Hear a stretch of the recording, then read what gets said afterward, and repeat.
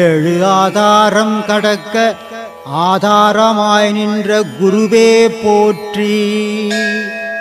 வந்த பாசம் உணர வைத்த குருவே போற்றி. பாசதலை அறுக்க வழி காட்டிய குருவே போற்றி. வாழ்வு நிலையற்றது என அறிய வைத்த குருவே போற்றி. இறையே குருவென உணர்த்திய குருவே போற்றி. குருவின் பாதமே சதமென்றுணர்த்திய குருவே போற்றி. புலன்னாட்டம் அடங்க வழிகாட்டிய குருவே போற்றி. புலன் இன்பம் அழிக்க உபதேசித்த குருவே போற்றி. நிலையற்றதையும் நிலையானதையும் அறிய வைத்த குருவே போற்றி. ஆன்மீகம் அறிய வைத்த குருவே போற்றி. மும்மலம் அகற்றிட வழிகாட்டிய குருவே போற்றி. ஞானத்தை அறிய வைத்த குருவே போற்றி.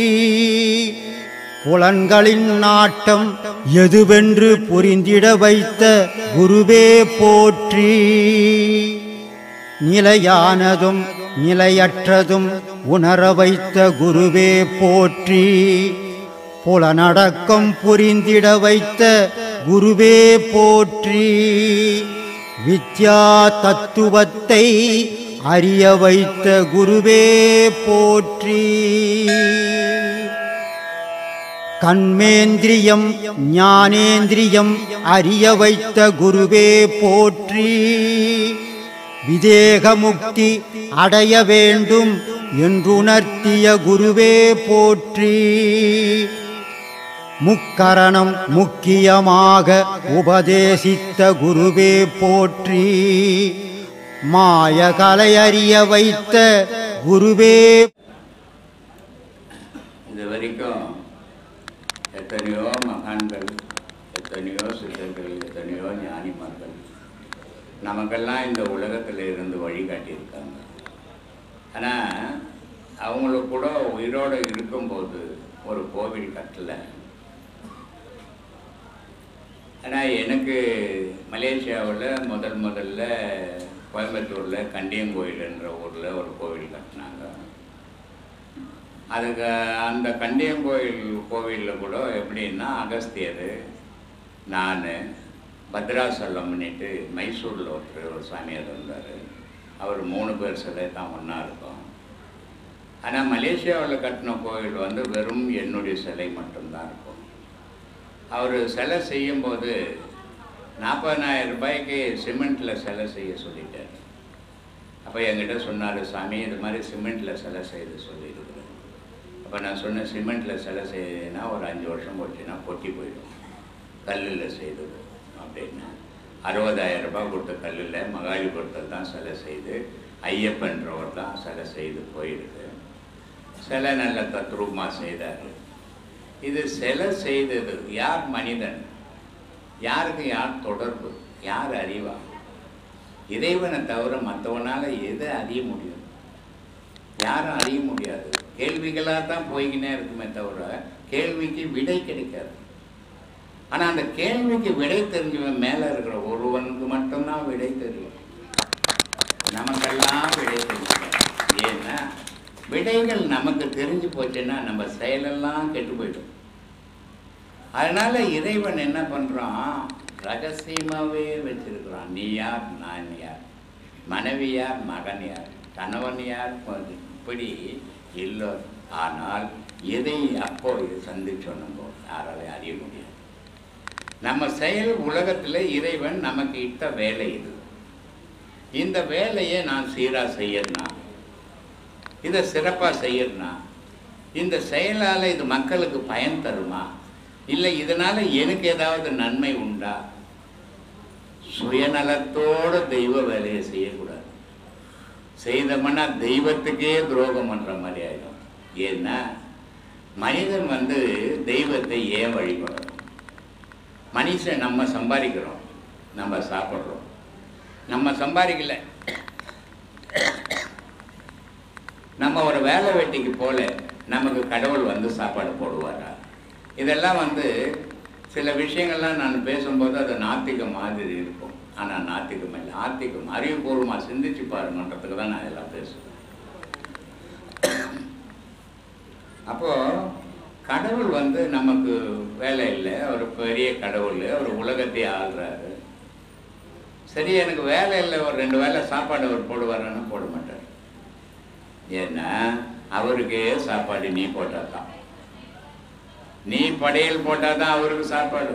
அவர் உனக்கு போட மாட்டார். ஏன்னா அவர் சாப்பாடு சாப்பிட்றவர் இல்லை, நம்ம சாப்பாடு சாப்பிட்றோம். அப்படிப்பட்ட நம்ம வந்து ஏன் அந்த கடவுளை வழிபடணும் அப்படின்னா, மனித வாழ்க்கையில் இன்பமும் துன்பமும் சகஜம், பாவமும் புண்ணியமும் சகஜம். ஆனால் இந்த பாவத்திலையும் புண்ணியத்தினால்தான் நம்ம நிறைய பேருடைய வாழ்க்கையில் கேள்விகள் வரும். ஏங்க யாருக்குமே நடக்காது, எனக்கு மட்டும் ஏங்க இப்படி நடக்குது, யாருக்குமே இப்படி இல்லைங்க, எனக்கு மட்டும் ஏங்க இப்படி நடக்கணும் அப்படின்ற கேள்விகள் மனசுக்குள்ள வரும். ஆனால் நம்ம என்ன நினைக்கிறோம், நமக்கு மட்டும்தான் நடந்ததுன்னு நினைக்கிறோம். உலகம் ஃபுல்லாக நடந்துக்கிட்டே தான் இருக்குது. இந்த கேள்விக்கு விடை யார் பதில் சொல்றது? அவனை தவிர. அப்போது இந்த பாவ புண்ணியங்களுக்கு ஏற்ற மாதிரி தான் நம்ம வாழ்வு அமையுது. ஒருத்தன் நல்ல தாய் தப்பு பார்த்தா நல்லா திடகாத்தமாக நல்லா இருக்கிறாங்க, எந்த வித குறைபாடுமே இல்லை. ஆனால் புள்ள நொண்டியாக இருக்கிறான். தாய் தப்பு பார்த்தா நல்லா திடகாத்தமாக இருக்கிறாங்க, பையன் பார்த்தா கண்ணு இல்லாத இருக்கிறான். தாய் தப்பா அருமையாக பேசுகிறாங்க, பிள்ளைக்கு பேச்சு வராது இருக்குது. இது என்ன காரணங்கள்? ஏன் நடந்தது? எதுக்கு நடக்கணும்? கடவுள் ஏன் இப்படிலாம் பண்ணாரு? இது கடவுள் பண்ணாரா அப்படின்ற கேள்விகள் வரும். இங்கே கடவுளுக்கு வேலையே இல்லை. இது அறியாமையில் நம்ம 2 விஷயத்தை எடுத்துக்கிறோம். ஒன்று கடவுளை பழிக்கிறோம், ஒன்று விதியை பழிக்கிறோம். ஆனால் இந்த பிறவியில் நான் செய்த நன்மை என்னவோ அடுத்த பிறவியில் நான் வாழ போகிறேன். இந்த பிறவியில் நான் என்ன தீமை என்ன இது பண்ணணும், அதுக்கு அடுத்த மாதிரி அடுத்த பிறவியில் வாழ போகிறேன். அப்போது மனிதனுடைய வாழ்வு எதுக்குள்ள அமையுது? அவன் செய்யறதுலையே அவனுக்கு அமையுது. முஸ்லீம் குரானில் ஒரு விஷயம் சொல்லுவோம், அல்லாஹ் படைக்கும் போது 3 படைக்கிறார் அப்படின்னு. அந்த 3 ஒருவர் உலகத்தில் செயல் புரிகிறார். 2 பேர் 2 தோல் பகுதியில் இருக்கிறாங்க. நான் செய்த நன்மையை ஒருத்தர் எழுதுகிறார், நான் செய்த தீமையை ஒருத்தர் எழுதுகிறார். முடியும் தருவாயில் இந்த 3 பேரும் போய் அல்லாஹ்விடம் கொடுக்குறாங்க. அதுக்கேற்ற தண்டனை தான் கொடுக்குறாரு அல்லாஹ் அப்படின்னு குரான் சொல்லு. அப்போ இங்கே கடவுளுக்கு இங்கே ஏதாவது வேலை இருக்குதா அப்படின்னா இல்லை. நம்ம செய்த நன்மை தீமை.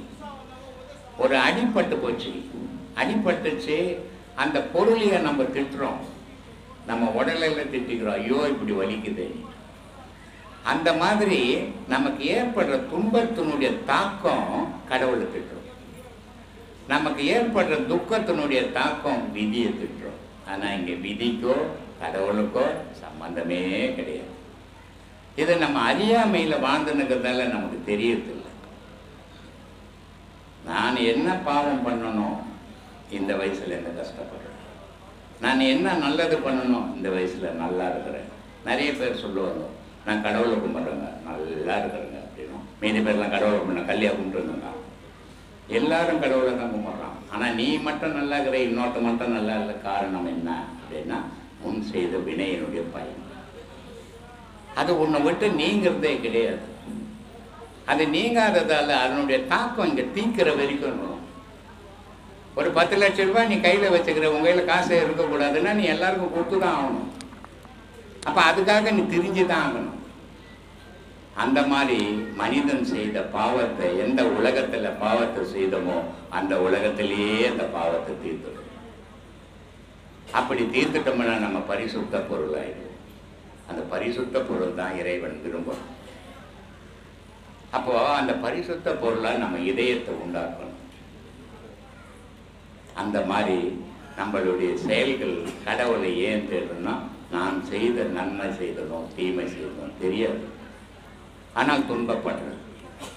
இந்த நன்மையாக இருக்கட்டும் இல்லை தீமையாக இருக்கட்டும், எல்லாம் இறைவா நீயே காரணம்.